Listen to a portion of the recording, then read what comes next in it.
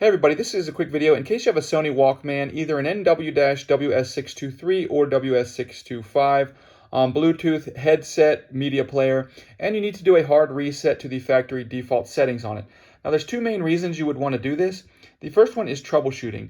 If you're having any issues with this headset not connecting to your device or not syncing or pairing with Bluetooth, or if it keeps disconnecting, if you're having any kind of connectivity or functionality issues that you need to troubleshoot, a hard reset is a good step in this process.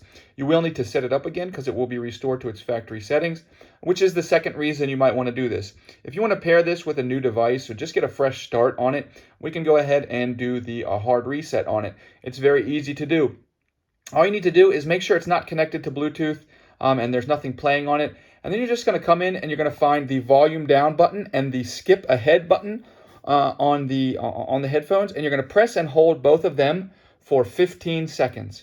After 15 seconds, the little indicator light will blink a couple times, indicating that the reset is complete.